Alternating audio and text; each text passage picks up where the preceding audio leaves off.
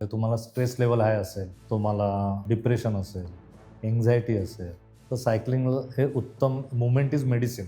असं आहे की पहिली आपण सायकल विकत घेतो, पण सायकलिंग ही खूप ॲडिक्टिव्ह आहे. माझ्या अनुभवावरून सांगतो तुम्हाला, की त्याच्यात तुम्ही एक सायकलने कोणच थांबत नाही मग. असं म्हणतात की चालण्यानं फक्त लोअर बॉडीचा व्यायाम होतो, पण सायकलमुळे पोट लवकर कमी होतं. हे खरं आहे का?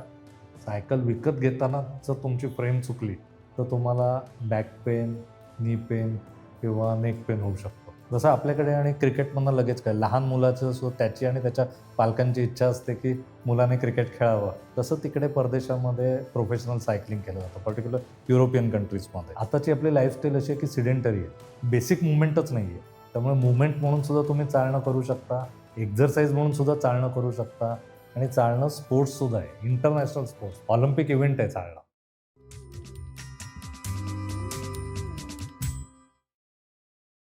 नमस्कार, मी विनायक पाचलक आणि थिंक बँकच्या थिंक लाईफमध्ये तुम्हा सगळ्यांचं पुन्हा एकदा स्वागत. हा एक खूप इंटरेस्टिंग एपिसोड आहे. इंटरेस्टिंग विषयावर चर्चा करणार आहे आणि खूप इंटरेस्टिंग माणसाबरोबर करणार आहे. पण त्याचं कारण असं आहे की पुण्यामध्ये बजाज पुणे ग्रँड टूर होतीये, की जी आंतरराष्ट्रीय दर्जाची सायकलिंग टूर आहे. जसं आपण टूर दे फ्रान्सबद्दल ऐकलेलं असतं, तसंच 437 किलोमीटरची ही रेस आहे आणि जगातले सर्वात जास्त प्रोफेशनल सायकलिस्ट या स्पर्धेमध्ये भाग घेणार आहेत. कधी काळी किंवा आजही कदाचित पुणे सायकलिस्टचं शहर मानलं जायचं, सायकलिस्ट कॅपिटल ऑफ इंडिया कदाचित म्हणलं जायचं. तर या सगळ्या रेफरन्सला धरून इतका मोठा आंतरराष्ट्रीय दर्जाचा इव्हेंट पुण्यात होतोय, बजाज पुणे ग्रँड टूर. आणि त्या निमित्तानं थिंक बँकचा एक विशेष एपिसोड आहे. आणि आज माझ्याबरोबर आहेत फिटनेस म्हटल्यानंतर ज्यांचं नाव महाराष्ट्रात सगळ्यात पहिल्यांदा घेतलं जातं, ते शैलेश परुळेकर सर. तर स्वागत आहे थिंक बँक वरती पुन्हा एकदा. नमस्कार. 2 वर्षापूर्वी आपण परुळेकर सरांबरोबर फिटनेसच्या वेगवेगळ्या ॲस्पेक्ट्स बद्दल बोललो होतो. त्याच्याविषयी आजही कदाचित बोलू. पण सरांची जी पॅशन आहे ती सायकलिंग आहे. गेले कित्येक वर्ष जवळपास जिम चालू करायच्या आधीपासूनही सर सायकलिंग करतायत, वेगवेगळ्या ठिकाणी जातायत. आणि त्यामुळं आज मला त्यांच्याशी मूळ त्यांच्या या पॅशनबद्दल बोलायचं आहे. मी सरांच्याच कांदिवलीतल्या जिममध्ये आहे आणि जिममध्ये आत आल्या-आल्या पहिल्यांदा काय दिसतं, तर हँडमेड इटालियन सायकल एक लावलेली दिसती मोठीच्या मोठी. इतकं सरांचं सायकलिंग बद्दलचं प्रेम आहे. सो आधी सायकलिंग पासून सुरुवात करून ओव्हरऑल फिटनेसबद्दल मला सरांशी बोलायचं आहे. सर खूप खूप आभार. तुम्ही आम्हाला वेळ दिलात आणि ही जिम फारच भारी आहे हे मला सांगायला हवं. सायकलिंग असं म्हणलं, की तुमच्या मनात पहिल्यांदा काय येतं? फ्रीडम. वॉव! बरं. म्हणजे मी सायकलिंग सुरू केलं ते अभ्यासातनं पळ वाटतं. म्हणजे 10वी नंतर शाळा संपल्यानंतर घराबाहेर राहायचा उत्तम मार्ग म्हणजे मी सायकल घ्यायचो आणि बाहेर-बाहेर राहायचो. ते कोकणात आम्ही मालवणला जायचो. तेव्हा सायकल चालवायलाच तिकडे शिकलो मी. बरं. 5वी-6वीत असल्यापासून आणि त्याचे बाहेर गेल्यावर जे एक गंमत यायची ती तेव्हापासून मला आवडायला लागली ती. त्याचे हं. मग सायंटिफिक कारणं नंतर-नंतर या क्षेत्रात आल्यावर कळायला लागली. हो. पण सगळ्यात पहिल्यांदा फ्रीडम, की हं. आपल्याला मजा येते याच्यामध्ये सायकल चालवण्यामध्ये हं. आणि घरातनं बाहेर पडल्यावर कधी उशिरापर्यंत घरी परतायचं, लांब-लांब जायचं. हं. त्याच्यात जी गंमत होती त्याच्यामुळे ते सायकलिंग सुरू झालं. हं. आणि अजूनही त्याच्यात फारसा फरक पडलेला नाही, की बरं. जराही मला स्ट्रेस म्हणजे येत नाही जास्त. पण हं. मला बाहेर पडलं, की मी जस्ट सायकल घेतो आणि बाहेर पडतो. बरं. तर त्याच्यासाठी कोण मला मग मित्र लागत नाहीत किंवा अजून काही दुसरं. सायकल असली की मी आणि सायकल तसं मी बराच बाहेर म्हणजे त्यात तो मग त्याच्यासाठी मी सायकलिंग सुरू केलं. मग आवड निर्माण झाली, हॉबी निर्माण झाली आणि पण मी एकदा बघितलेलं, की तुम्ही मुंबईवरनं पुण्याला सायकल घेऊन आलेला. तर हा काय असतं? असं मी खूप जणांचं ऐकलंय, की ते मुंबई-पुणे सायकलिंग करतात. म्हणजे काय आहे हे? सर मुंबई-पुणे सायकल आहे ना, ही भारतातली सर्वात प्रेस्टिजियस सायकल रेस होती. बरं. सगळ्यात महत्त्वाचं म्हणजे प्रत्येक सायकलिस्टचं जे स्वप्न असतं, की या स्पर्धेत भाग घ्यावा, हं. ही स्पर्धा कंप्लीट करावी किंवा ही स्पर्धा जिंकावी. त्याच्यामध्ये सगळ्यात मोठं चॅलेंज होतं खंडाळा घाट. त्यामुळे बॉम्बे-पुणे हे स्टिल डेट कुठल्याही सायकलिस्टचं भारतातल्या स्वप्न असतं, बरं. की ही सायकल रेस जिंकणं. हं. किंवा त्यामुळे तो लहानपणापासून असतो जो काय म्हणूया आपण स्वप्न, हं. की हा घाट आपल्याला चढता आला पाहिजे, पोहोचता आलं पाहिजे. तो एक बेंचमार्क, की आपलं हं. फिटनेस आहे एका लेव्हलचा. आता मी ऑब्व्हियसली टुरिंग म्हणून करतो. हो. पण ते अजूनही ती मजा येते आणि त्यातला जवळजवळ प्रत्येक रनिंग मीटर माहिती आहे. मुंबई पुण्यातला प्रत्येक खाच खळगा वळणं सगळी माहिती आहे. बरोबर. आता फक्त म्हणजे पूर्वी कॉम्पिटिटिव्ह सायकलिस्ट म्हणून करत होतो. आता हॉबी किंवा टुरिंग म्हणून करतो, तेवढाच फरक. तर हे जे कॉम्पिटिटिव्ह सायकलिस्ट हा जो प्रकार आहे, कारण आता ही जी टूर होतीये, ती काहीतरी सगळ्यात उच्च दर्जाची आहे, टूर दे फ्रान्स सारखी आहे. तर त्याच्यात काय लेव्हल असतात? तुम्ही कुठपर्यंत गेला आणि काय असते रेसिंग, सायकल रेसिंगचं जग काय असतं? मी अतिशय हॉबी रायडर आहे. तर पहिलंच सांगतो तुम्हाला, खरं तर तुम्ही मला व्यायामाशी रिलेटेड आणि सायकल म्हणून मी हो, ह्या याच्याबद्दल बोलतोय. हो. पण अदरवाईज माझे खूप मित्र आहेत, की ज्यांनी खरोखर आयुष्यात सायकलिंगमध्ये खूप केलं. माझे जे गुरुच आहेत, त्याच्यामध्ये पुण्याचेच आहेत केरमन फ्रॅमना, हं. पारसी गृहस्थ आहेत आणि माझे व्यायामातले गुरु आहेत आणि सायकलिंगमधले गुरु आहेत आणि भारतातले आत्तापर्यंतचे one of the finest cyclist. बरं. 80 ते 90च्या दशकामध्ये सगळ्यात जास्त डॉमिनेट कोणी केलं असेल रोड सायकलिंग, तर या केरमन फ्रॅमन सरांनी. जवळ 4 वर्ष ते नॅशनल चॅम्पियन आहेत. बरं. मुंबई पुणा त्यांनी 2 वर्ष जिंकलेली आहे. त्याच्यातला जर मी सगळ्यात चॅलेंजिंग तुम्हाला टप्पा सांगितला, घाट हं. चढणं, तो त्यांचा रेकॉर्ड 19 मिनिटं 50 सेकंद. बापरे! त्याच्यात त्यांनी मुंबई गोवा एक स्टेज रेस झाली होती. तेव्हा ते तेवढ्या वेळात चढले होते आणि मुंबई पुणा सायकल रेसच्या वेळेला असंच 20-21 मिनिटात चढले होते, जो अजूनही अबाधित आहे. आता हं. सायकलिंग इतकं ॲडव्हान्स झालंय, ट्रेनिंग, हो. डाएट, सायकली खूप ॲडव्हान्स झाल्या आहेत, तरीसुद्धा अजून तो रेकॉर्ड तुटलेला नाहीये. बरं. ज्यांच्यामुळे मी या क्षेत्रात काही काम करता येतं ते माझे समवयस्कर आहोत आम्ही, पण गुरुच आहेत माझे ते हं. माणूससुद्धा. तर ते खरं योग्य होते किंवा अशोक कॅप्टन पुण्याचे आहेत. ते या विषयावर बोलण्यात, पण तुम्ही अट्ट केल्यामुळे मी बोलतोय.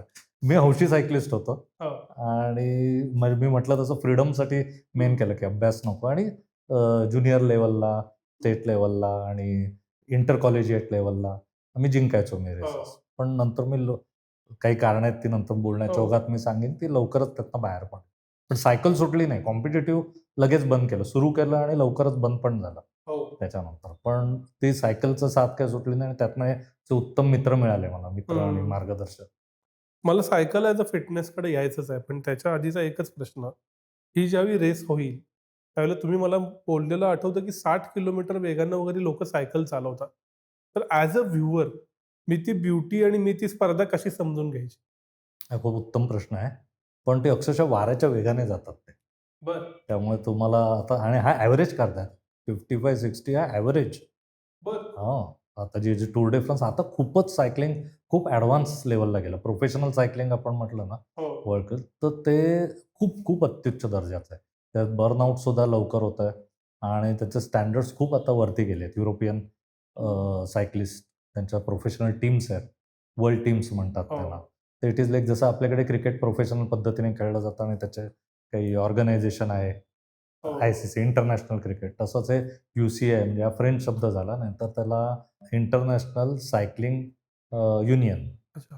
ही गव्हर्निंग बॉडी आहे त्याची हं. आणि त्यांच्या अंडर सगळ्या वर्ल्ड टीम्स येतात. हं. त्यांच्या खाली प्रोफेशनल टीम्स असतात. तर बरं. त्यांचं ट्रेनिंग एक्स्ट्राऑर्डिनरी ट्रेनिंग असतं त्यांचं, म्हणजे हं. आपण इमॅजिन नाही करू शकत.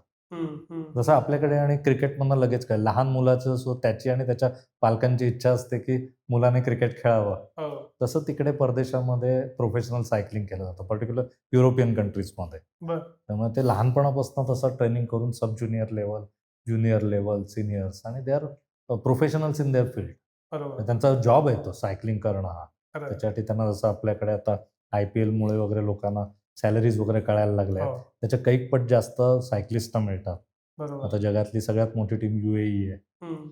तर ते इट इज फारच अत्युच्च दर्जाचं आहे. मग बरं. त्याचं बघणं हेच आहे, की तुम्ही उभं राहाल बघायला, पण ते सायकलिस्ट इतक्या स्पीडने निघून जातात, की आपल्याला कळणार पण नाही ते. बरोबर. आता जे पायलट्स असतात त्यांना मजा येते बघायला. पायलटिंग बरं. करतात जे बाईकवर करत असतात ते आणि नाहीतर व्ह्यूइंग टीव्हीवर बघणं हं. किंवा आता नंतर YouTubeच्या माध्यमात तुम्हाला त्या रेसेस एन्जॉय करायच्या असतील, तर तुम्ही त्यातलं सगळं गमती-जमती बघू शकता. रेस बाजूला ठेवू. सायकल या गोष्टीचा फिटनेसमध्ये नक्की काय वाटा असू शकतो आणि आहे? सर, सायकलिंग हे बेसिकली जसं वॉक, स्विमिंग आणि सायकलिंग हे 3 बेसिक गोष्टी आहेत, की ज्या एरोबिक ॲक्टिव्हिटीज, बाकी बऱ्याच आहेत, पण या 3 बेसिक आहेत बरं. की ज्याच्यामध्ये तुम्हाला तुमचा कार्डिओव्हेस्क्युलर फिटनेस किंवा सिंपल भाषेत स्टॅमिना किंवा हार्टचे एक्झरसाइज येते. हं. आणि सायकलिंगचा फायदा असा आहे त्याच्यामध्ये की ती लो इम्पॅक्ट ॲक्टिव्हिटी. म्हणजे बरं. वॉक करताना तुम्हाला थोडंसं तुमचं वजन कॅरी करायचं असतं. तर बरं. तुम्हाला समजा गुडघ्यांचा त्रास असेल, बॅकचा त्रास असेल, हिपचा त्रास असेल, तर तुम्हाला cycling is always better.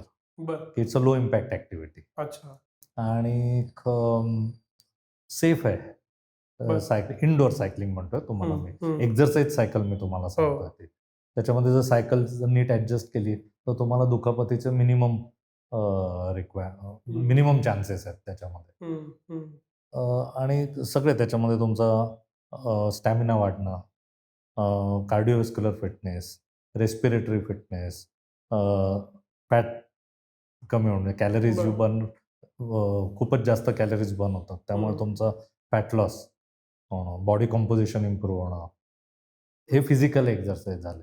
Mental फायदे खूप आहेत बरं. सायकलिंगच्या एक्झरसाइजचे. म्हणजे तुम्हाला स्ट्रेस लेव्हल हाय असेल, तुम्हाला डिप्रेशन असेल, एन्झायटी असेल, तर सायकलिंग हे उत्तम मूव्हमेंट इज मेडिसिन.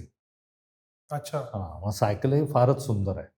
म्हणजे इट इज लाइक तुम्हाला सांगितलं अँटी डिप्रेसंट सारखं वापरता येतं आणि आउटडोअर इज जास्त चांगलं.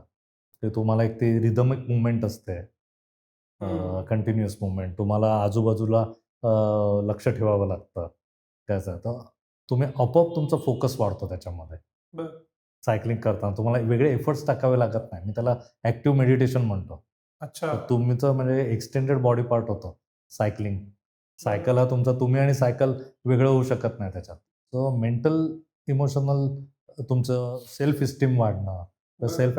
म्हणजे तुम्हाला इकडनं समजा तुम्ही आत्ता म्हटलं पुण्याला जायचं आहे. तर जेव्हा तुम्ही पुण्याला पोहोचता त्याच्यावर जे अकम्प्लिशमेंट असं वाटतं ना, आपण केलं ते. ती आणि मग ते तुम्ही दुसरीकडे वापरू शकता ते, त्या गोष्टी. त्या तुमच्या नकळत घडतात. या सगळ्या मेंटल हेल्थसाठी सायकलिंग खूपच फायदेशीर आहे. आणि इट्स अ प्रूव्हन नाऊ. काही बरोबर. कॅन्सरसाठी सायकल, कोलन बरं. कॅन्सर हो, हो. त्याच्यासाठी सुद्धा सायकलिंग उत्तम आहे. प्रूव्हन आहेत या गोष्टी.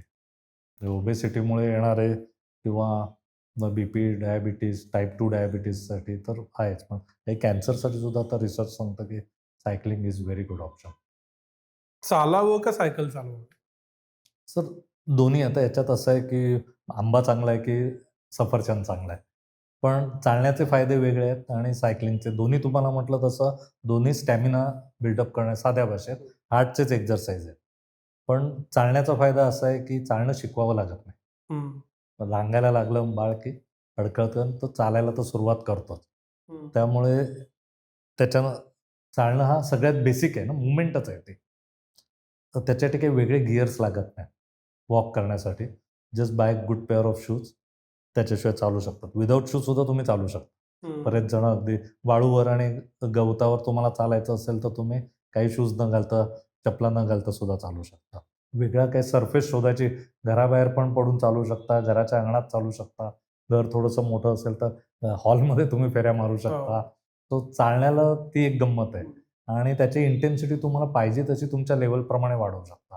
म्हणजे तुम्ही ट्रेकिंगसाठी गेलात तर तेच चालणंच आहे ना, फक्त ते चढण्यावर करायचं आहे तुम्हाला. हो. तुम्ही थोडा अनइव्हन सरफेस असेल तर त्याचे फायदे वेगळे आहेत. तर चालण्याची गंमत अशी आहे की आताची आपली लाईफस्टाईल अशी आहे की सिडेंटरी आहे. बेसिक मूव्हमेंटच नाही आहे. त्यामुळे मूव्हमेंट म्हणून सुद्धा तुम्ही चालणं करू शकता. एक्झरसाइज म्हणून सुद्धा चालणं करू शकता आणि चालणं स्पोर्ट्स सुद्धा आहे. इंटरनॅशनल स्पोर्ट्स म्हणजे ऑलिम्पिक इव्हेंट आहे चालणं. की हं. त्याचे काही क्रायटेरियाज आहेत की दोन्ही पाय तुमचे अख्खा वेळ जमिनीवरच पाहिजे. पुढचा पाय स्ट्रेट पाहिजे. बरं. त्याचे खूप टेक्निकल आहे चालणं. हं. आपण खूप हलक्यात घेतो चालायला. मी हं. म्हटलं असं कारण आता आपण मूव्हमेंट याच झालाय, की मूव्हमेंटच नाही तेव्हा माझ्याकडे कोणी आला की पहिल्यांदा मी त्याला चालायला सांगतो आणि आता सगळ्यांना माहिती आहे 8,000 स्टेप्स आता जे स्मार्ट वॉच वापरतात ते 8,000 हो. स्टेप्स झाले का? 10,000 स्टेप्स झाल्या का? किंवा ते स्मार्ट वॉचच तुम्हाला सांगतात टाईम टू गेट अप म्हणून. तर इतकी चालणं हे बेसिक मूव्हमेंट आहे. त्याच्यापुढे तुम्ही एक्झरसाइज म्हणून करूच शकता. Brisk walk is a good exercise. तुमचा हार्ट रेट तुम्ही तेवढा एलिव्हेट केलात, मग तुमचा अतिशय सुंदर एक्झरसाइज आहे. तो सुद्धा लो इम्पॅक्ट पण होऊ शकतो जर रनिंग करत नसाल तर. तुमचे बोन बिल्डिंगसाठी फायदा होऊ शकतो त्याचा. हं. बोनची डेन्सिटी वाढते. बाकी सगळं ब्लड प्रेशर, हार्टसाठी, मेंटल हेल्थसाठी सुद्धा वॉक उत्तमच आहे. आणि तुम्हाला म्हटलं जसं शूज फक्त तुमचे चांगले असणं गरजेचं आहे आणि तुम्हाला तो खेळ म्हणून घ्यायचा असेल, तरीसुद्धा तो इतर कुठल्याही खेळासारखा त्याच्यात टेक्निकल गोष्टी खूप आहेत. बरं. तुम्हाला ते ग्लूट्समधनं म्हणजे हिप्समधनं एक पर्टिक्युलर मूव्हमेंट करावी लागते. हो. की ती इतकी प्रिसाईज पाहिजे, की ती हं. तुम्हाला जमायला लागली तर तुमचा कार्डिओव्हास्क्युलर फिटनेससुद्धा प्रचंड वाढू शकतो. रेस वॉक म्हणतात त्याला. बरं. ते तर टेक्निक शिकण्यातच किती वेळ जाईल. हं. त्यामुळे वॉक डेफिनेटली चांगला आहे आणि गिअर कमी लागतात. हं. व्हेअरएज सायकलिंग म्हटलं तर सगळ्यात पहिल्यांदा तुम्हाला काहीतरी बेसिक स्किल शिकायला पाहिजे. हं. ती सायकल चालवायला आली पाहिजे तुम्हाला. हं. तर त्याला बॅलन्सिंग आलं पाहिजे तुम्हाला. हं. त्याच्यानंतर तुम्हाला सायकल विकत घ्यायला पाहिजे. ते सायकल विकत घेतल्यावर ते असं आहे की पहिली आपण सायकल विकत घेतो, पण सायकलिंग ही खूप ॲडिक्टिव्ह आहे.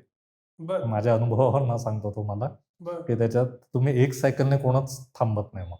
ते सायकल जर तुम्हाला आवडायला लागली आणि एक आपण साध्या भाषेत भैय्यांची सायकल म्हणतो ना, की हं. सिंगल रेशो किंवा दूधवाले फिरतात, तिथपासून सुरू होते ती आणि त्याच्यानंतर मग तुम्ही ॲडव्हान्स सुरू करता वापरायला आणि मग वेगवेगळ्या सायकल ते अनलिमिटेड प्रकार आहेत सायकलचे बरं. विकत घेण्यासाठी. म्हणजे तुमचे ते थांबूच शकत नाही तुम्ही. आणि ते महागही आहेत. म्हणजे त्या बरं. गोष्टी प्रचंड महाग आहेत. पण तर सर त्या काय फरक असतात या सायकलिंगच्यात? आपण जी बघतो रोजची सायकल ती आणि काय लाख रुपयाची गिअर्ड सायकल काय फरक असतो? बेसिक तुम्हाला सांगितलं, सायकल आपण पहिल्यांदा आपण जर मोड ऑफ ट्रान्सपोर्ट जर विचार केला, की जस्ट एका जागेवरून दुसरीकडे जायचं आहे आणि एक 4-5 किलोमीटर, 5-10 किलोमीटर अशा डिस्टन्समध्ये आणि फ्लॅट रोड असेल, तर सिंगल रेशो म्हणतात त्याला, की एकच गिअर असलेली सायकल जी आपण साध्या भाषेत तुम्ही शाळेत रस्त्यावर जी बघितल्या, वापरायचो. शाळेत तुम्ही वापरल्या असतील किंवा आताही दूधवाले किंवा भैय्ये किंवा वापरतात ते ती सायकल बेसिकली.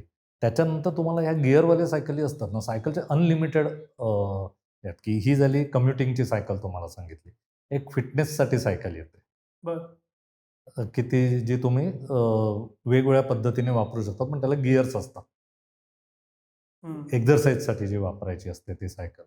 त्याच्यानंतर रोड रेसिंगसाठी येते ती वेगळी सायकल असते. हं. ट्रॅकसाठी येते ती वेगळी असते. माउंटन बायकिंग वेगळी असते. एक BMX म्हणतात. ती बरं. अजून वेगळी सायकल असते. तशा हं. सायकलचे वेगवेगळे टुरिंगसाठी वेगळी सायकल असते. हं. त्यात खूप ॲडव्हान्स सायन्स आहे. तर ते हं. जॉमेट्री त्याची जी सायकलची जी फ्रेम असते ना, आता त्याच्यावर मला वाटतं मला युनिव्हर्सिटीचं नाव आठवत नाही, युरोपमधलीच आहे.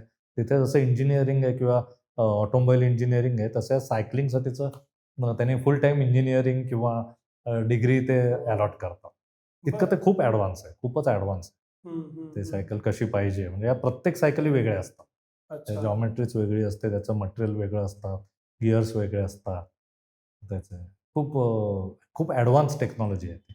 बरं. पण आता सामान्य माणसानं कुठली सायकल वापरावी? मला हे ऐकून सायकल चालवायची इच्छा झाली. तर मी कशी सुरुवात करावी? तो स्टार्ट विथ कुठली सुद्धा साधी सिंगल रेशो सायकल सुद्धा चालू शकते. मी हं. म्हटलं ती जी 5-10 हजारामध्ये तुम्हाला कुठे सुद्धा आता Decathlon सारख्या ठिकाणी तिथे सुद्धा डिसेंट सायकली असतात. सिंगल रेशो कुठेही मिळू शकते ती सायकल. तुम्हाला आवडायला लागली एकदा सायकल, पण त्याच्यामध्ये सगळ्यात महत्त्वाचं फ्रेम. हं. त्याच्यात ते तुम्ही विकत घ्यायला गेलात, तर तुम्हाला कुठली फ्रेम कळली पाहिजे, की स्मॉल फ्रेम घ्यायची, मीडियम घ्यायची, लार्ज घ्यायची. तर तिकडचा जो माणूस जर तज्ञ असेल आणि चांगला असेल, तर तो तुम्हाला तो ॲडवाईस बरोबर उगीच काहीतरी गळ्यात बांधणार नाही. नाहीतर तुम्हाला इंजुरी व्हायचे चान्स असतात आणि मजा नाही करणार तुम्ही. तर पहिलंच सुरुवातच चुकली तर. हं. मग तुमची फ्रेम जर बरोबर असेल आणि तुमचं पर्पज क्लिअर पाहिजे आणि काही गोष्टीचा तुम्हाला विचार करता आला पाहिजे, की मी ती किती वापरणार आहे? हं. किती नियमित वापरणार आहे? आणि मी किती पैसे खर्च करणार? या बेसिक 3 कन्सेप्ट तुम्ही क्लिअर करून घ्या. हं. त्यानंतर ती नाहीतर अशीच पडून राहिली तर उपयोग नाही. हो. तर ती वापरात राहिली कुठले मूव्हिंग पार्ट ना, तर ती उत्तम चालते. म्हणजे हं. तुमचं पण पण वापरू शकतो. सायकलला काहीच होत नाही, हवेवर चालते. फार फार तर काही चेनमध्ये ऑइल टाकायचं, बाकी आणि टायर काही वर्षांनी बदलावे लागले. पण सायकलला खर्च काहीच होत नाही. माझ्याकडे स्वतःकडेच 50 वर्ष जुन्या सायकली आहेत. बरं. काही होत नाही सायकलला हं. ॲब्सोल्युटली. तर ते विकत घेताना तेवढी जर काळजी घेतलीत ते आणि वरचं लिमिट काहीच नाहीये. पण स्टार्ट विथ डिसेंट सायकल तुम्हाला म्हटलं तसं फ्रेम नक्की करायची. ती फ्रेम नक्की करताना पण काही मेजरमेंट्स घ्यायची असतात. ती जर तुम्हाला माहीत असतील, तर ते लाँग टाईम अफेअर सुरू होतं मग. You will enjoy it. असं म्हणतात की चालण्यानं फक्त लोअर बॉडीचा व्यायाम होतो पण सायकलमुळं पोट लवकर कमी होतं. हे खरं आहे का? काही अंशी. अच्छा. जगातल्या कुठल्याच एक्झरसाइजने पोट कमी होत नाही, लक्षात ठेवा. हं. कुठलंही. तुम्ही उलट एक्झरसाइज करून जर जास्त खाल्लं, तर ते काही कमी होणार नाही. तर एक्झरसाइज, आहार, विहार, विश्राम, आचार, विचार 5ही गोष्टींनी तुम्हाला रिझल्ट्स मिळणार असतात. पण निदान पहिल्या ज्या 3 गोष्टी आहेत, आहार, विहार आणि विश्राम. तर तुमची झोप चांगली होते का? तुमचं डाएट कसं आहे आणि तुमचा व्यायाम. याच्यावरती तुमचं पोट कमी होणार आहे. एका कुठल्याच गोष्टीने. पण येस, 2 माणसं एकाच वजनाची आहेत आणि एक मॉडरेट वॉक करतोय आणि एक थोडंसं मॉडरेट सायकलिंग करतोय, तर सायकलिंगमध्ये you will burn more calories. अच्छा. 100%. आणि जी पोझिशन असते त्याच्यामुळे तुमचे स्टॅबिलायझिंग मसल्स म्हणतात त्याला. बरं, कोर मसल्स ते डेफिनेटली जास्त ॲक्टिव्ह होतात. बरं. सो तुम्ही ह्याच्यात जास्त कॅलरीज बर्न करता सायकलमध्ये, हं. सायकलिंगमध्ये. आणि हे जे मॉडरेट आहे याच्यामध्ये. ओके.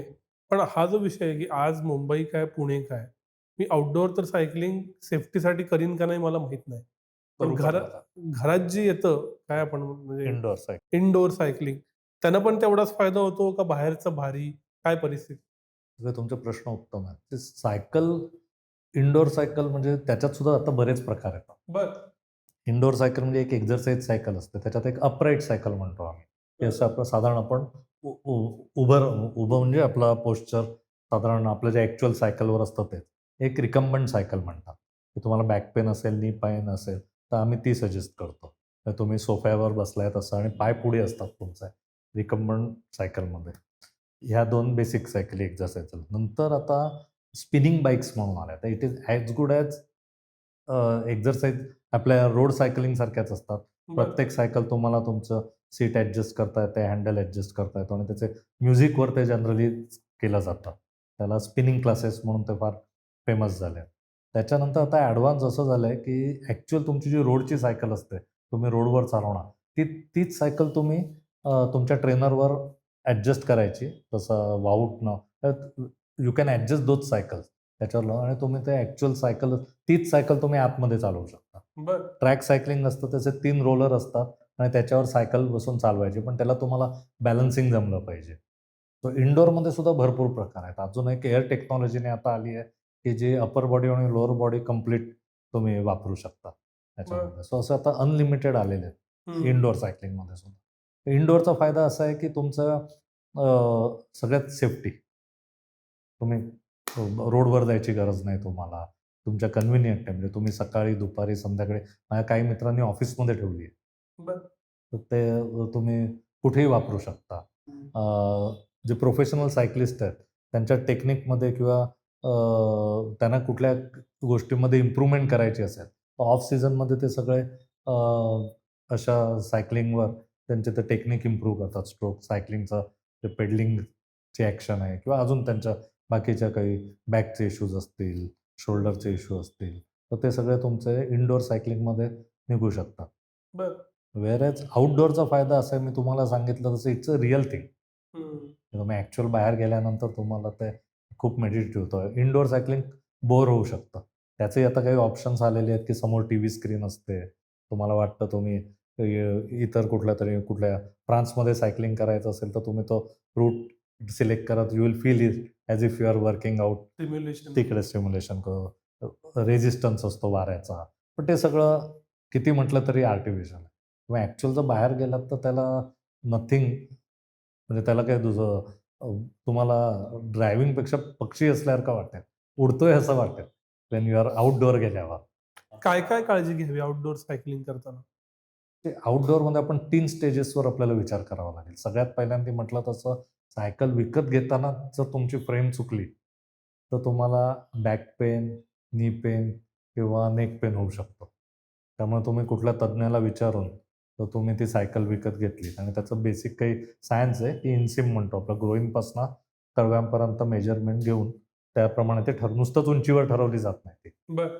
पण म्हणजे उंची दोघांची सारखीच आहे, पण कोणाच्या पायाची लांबी कशी आहे, हाताची लांबी कशी आहे, त्याप्रमाणे सायकल सिलेक्ट करायची असते. तर बरं. तो योग्य मार्गदर्शन घेतलत तुम्ही, तर मग तुम्हाला नंतर सायकल फिट करता आली पाहिजे.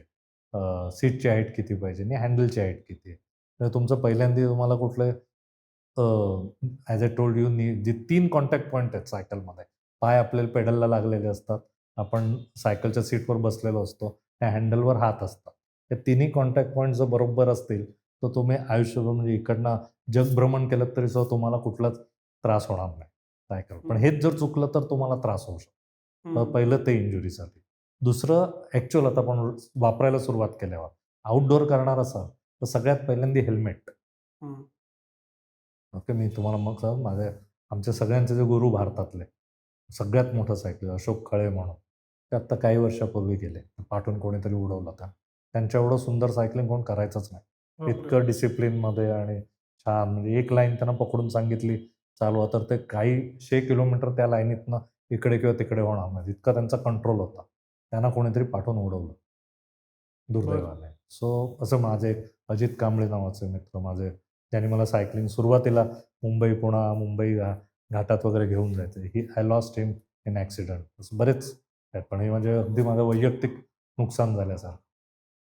हेल्मेट पहिलं. दुसरं रिफ्लेक्टिव्ह, म्हणजे तुम्ही दिसले पाहिजेत रस्त्यावर. त्यामुळे तुम्ही बहुतेक सायकलिस्ट बघाल तर ते असे रंगीबेरंगी कपड्यात दिसतील तुम्हाला. हिरवे फ्लोरोसंट कलर म्हणतात ना, you have to be seen. दुसरी महत्त्वाची गोष्ट. त्याच्यानंतर तिसरी गोष्ट, तुम्हाला पाठून लाईट ठेवले पाहिजेत. पुढेचं रात्री लाईटिंग सायकलिंग करत असाल तर तुम्हाला पुढच्या लाईटची गरज आहे. पण अदरवाईज तुमचा तो पाठी ब्लिंकर किंवा काहीतरी पाहिजे, की पाठच्या येणाऱ्या व्हेइकलला सुद्धा तुम्ही नेहमी दिसणं गरजेचं आहे. तुम्ही स्वतः सगळे ट्रॅफिकचे रूल पाळणं फार गरजेचं आहे सायकलिंग करताना. कारण थोडीशी जरी लेन बदलली, आपल्याकडे दुर्दैवाने असं सायकलिंगसाठी डेडिकेटेड लेन्स नाही आहे. तर तुम्ही जेव्हा रोडवर चालवत असता, तेव्हा तुम्ही सगळ्यात स्लो असतात. तुमच्या बाजूने जाणारे व्हेइकल सगळे 40-50च्या स्पीडने चालू असतात. प्लस रस्त्यावर ते पादचारी सुद्धा मध्येच येतात चालताना. तर आपण सगळ्यात म्हणजे न्यूशन्सवाले आपण असतो असं आहे. म्हणजे मोटारीने येणाऱ्याला सुद्धा वाटतं हा न्यूशन्स आहे, आणि चालणाऱ्याला सुद्धा अंदाज नसतो आपल्या स्पीडचा काय आहे तो. तर तुम्हाला ते ट्रॅफिकचे रूल्स सगळे पाळणं आणि दुसरे लोकं पाळणार नाही ते लक्षात ठेवून चालणं हे फार गरजेचं आहे. समोर बघणं. एका छोटंसं ऑइल जरी पडलेलं असेल तर आपली सायकल स्लिप होऊ शकते. तर माझे एक मित्र असे पडले, की जे गटर होतं मुंबईतच आहे. त्याच्या अशा त्याच्यामध्ये ते जाळी अशी समोर होती. त्यांचं लक्ष नव्हतं आणि त्यांचं अख्खाच्या अख्खं पुढचं व्हील त्या गटरमध्ये जाऊन असं उलटं पडले ते. It's a very common this thing. तर तो समोर लक्ष ठेवणं ना, फ्यू मीटर्स. नजरअटी दुर्घटनाघटी हे सायकलिंगमध्ये खूपच इम्पॉर्टंट आहे. तर तुम्हाला मगाशी म्हटलं तर ॲक्टिव्ह मेडिटेशन असं होतं. समोरच नाही, पाठच्या आवाजाने सुद्धा आता तुम्हाला सायकल चालवता आली पाहिजे. आता माझ्या बाबतीतच अशी गडबड होते, इलेक्ट्रिक व्हेइकलना आवाजच नाहीये. पूर्वी मी सायकल चालवायचो ना, तर BST किंवा पाठून एखादी ट्रक येत असेल, तर तो इतक्या जोरात आवाज यायचा, आम्ही आधीच अलर्ट होतो, की पाठून कोणतरी रफ येतोय किंवा गाडी येते. आता तुमच्या बाजूला एखादं व्हेइकल येतं आणि तुम्हाला माहीत नसतं. पण इतकी भीती, आणि तो बघतच नाही आपल्याकडे. अजिबात बघत नाही. अगदी म्हणजे काही एक काय म्हणूया आपण त्याला, रोड पब्लिक प्रॉपर्टी आहे ना, तर ती कॉमन पद्धतीने आपण शेअर करायची असते. असं आपण काही ते पाळत नाही.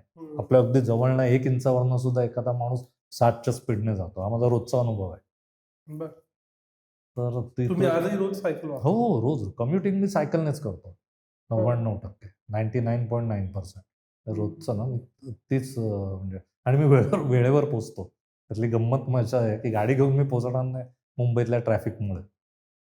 पण सायकलने मी बरोबर पोहोचतो वेळेवर. पण एवढ्या हो, सर. ट्रॅफिकमध्ये कशी सायकलिंग करायची? तर काय करणार, ते ॲडिक्शन आहे.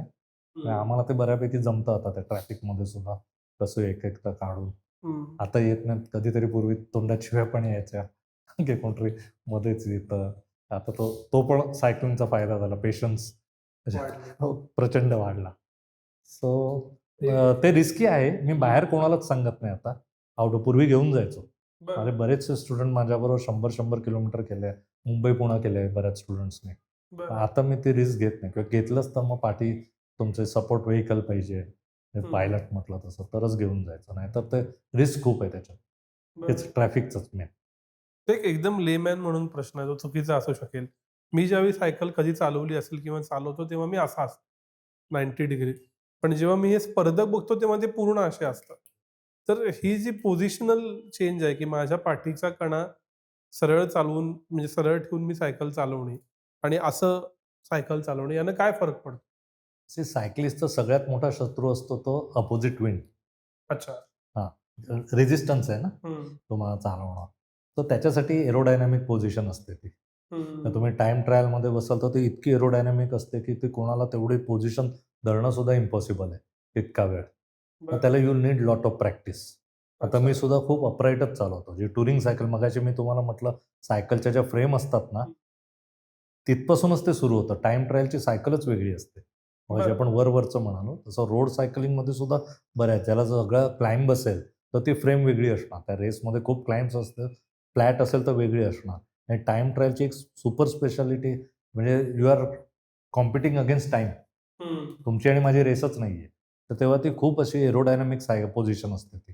सायकल पण वेगळी बनलेली असते, त्याची पोझिशन पण डिफिकल्ट असते. पण त्याला ते जिममध्ये खूप ट्रेनिंग करतात त्याचं.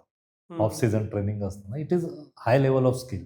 ते पोझिशन मेंटेन करणं कठीणच आहे, डिफिकल्टच आहे ते. आपल्यासारख्यांनी सामान्य माणसांनी अपराईटच ठेवायचे पोझिशन, की तुम्हाला म्हटलं असं दिसलं पाहिजे आपण. एरोडायनॅमिकमध्ये तर खाली बघूनच चालतात ते. आणि समोर कोण येणार नाही अशी त्याची अपेक्षा असते त्यांची. नाही तसे कैक किलोमीटर रोड ठेवलेले असतात.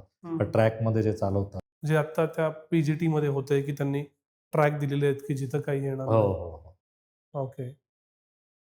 मी आता परत पुन्हा कॉमन मॅनकडे येतोय. अचानक सुचला ते पोश्चरचा म्हणून.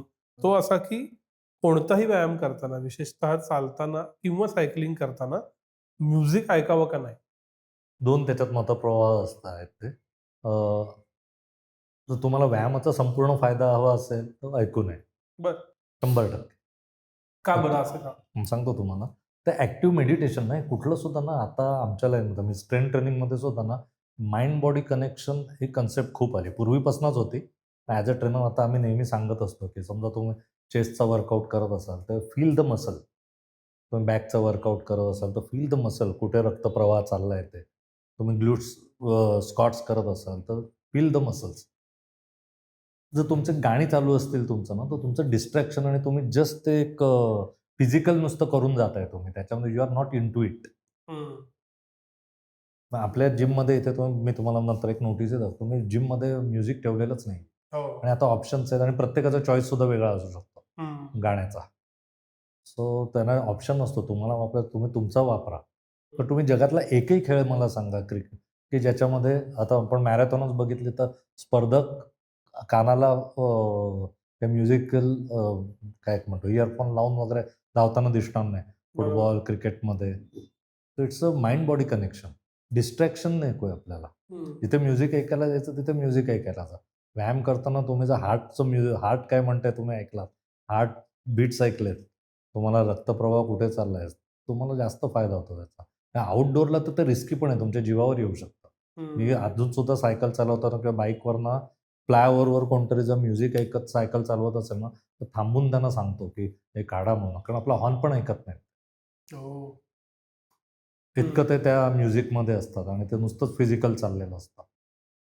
फोन अटेम्प्ट करा आणि त्याच्यामध्ये जीव जातात हो लोकांचे.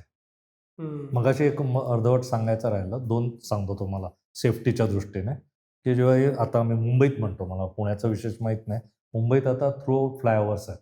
वेस्टर्न फ्लायओव्हरमधनं तुम्हाला जावं लागतं. तर आम्ही जेव्हा फ्लायओव्हर उतरतो, तेव्हा तुम्ही रस्त्याच्या बरोबर मध्ये असता.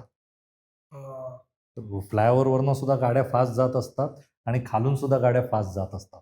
तर तो जो एक स्पॉट आहे, तेव्हा तुम्ही घाबरून जाता, की डाव्या बाजूने सुद्धा फास्ट गाड्या चालल्यात, उजव्या बाजूने.